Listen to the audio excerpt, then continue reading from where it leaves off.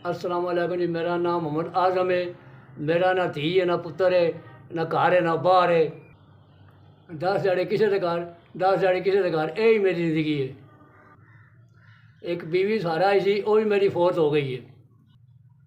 मेहनत मजदूरी करके जी होटल में रोटी खा लेंदा आई।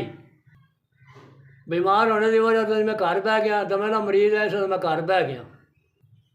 धुंधा की वजह तो घर बह गया, साह लेना मुश्किल हो गया धुंधा की वजह तो। 10 ध्याड़े किसी के घर, 10 ध्याड़े किसी के घर, यही मेरी जिंदगी है बस। हूँ तो इन्नी हिम्मत नहीं, मैं रोटी भी ले ला या किसी दवाई ले ले, इन्नी हिम्मत मेरे च कोई नहीं है। मैं परेशान हाँ बड़ा। अल्लाह की ज़ात तो इलावा मेरा आसरा भी जी और कोई नहीं। खब्बी अख चो जी घट नजरी आਉਂਦਾ, मेरे च इन्नी हिम्मत नहीं मैं डॉक्टर नहीं चेक करा लवां। मेरे वीर थोड़ा 5000 घलिया, मैंने लभ गया। अल्लाह ताला थोड़ी जिंदगी करे, अल्लाह ताला खैर करे, अल्लाह ताला तुहानू बहुता बहुता देवे।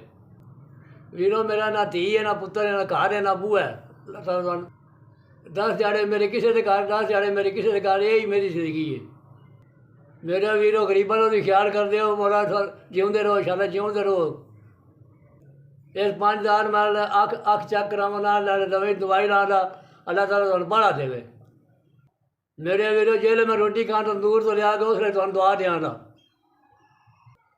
अल्लाह करे तुम जिउंदे रहो, प्रदेश रहो, मोरा तुहानू तपती, अल्लाह ताला तुहानू तपती वाह भी ना ला, जिउंदे रहो। इंजे तुम गरीबां की इमदाद करते रहो, अल्लाह ताला बहुता बहुता देवे।